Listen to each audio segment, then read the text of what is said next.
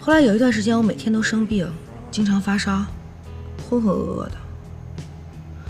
有一天醒来之后，不知道怎么回事，就发现我和妈妈在一起了。后来我问了妈妈好多次，她都不肯说。再后来，我妈就出事儿了嘛。那个时候需要一大笔钱，我好不容易找到姐姐，想让她帮忙，没想到她骂了我一顿，还把我赶出来了。从此之后就再也没联系了。这次呢，她是有事想让我给她帮忙，所以就过来找我了。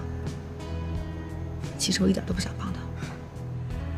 她也太过分了，那可是她亲妈，她不仅不管，还这么对你。你说她这么差，你干什么还理她呀？为了我妈。也是，我有这么一个姐姐呀，我也不想回家。哎，要不一会儿我们去逛街，你晚点再回家。就这么愉快的决定了。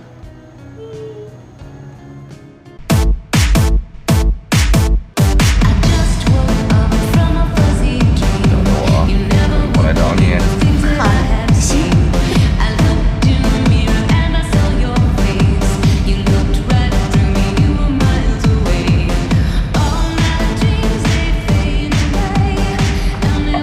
南哥二副少，今天这么有空陪兄弟们泡吧？平时你可是下了班就回去陪小嫂子呀？怎么样？吵架啦？能不能说点好的？我怎么就吵架了？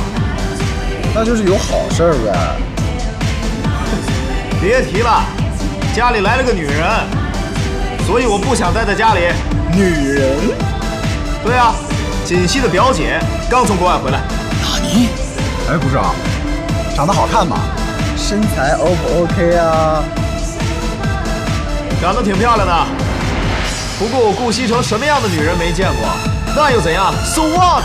哟，那你要是不感兴趣，我感兴趣。不好吧？小嫂子表姐那就是大姨子，跟外边那些花花草草是不一样。大姨子呀，大姨子是不能碰，碰不好会出大姨妈的。好了，不说大姨妈了，今天咱们好好玩。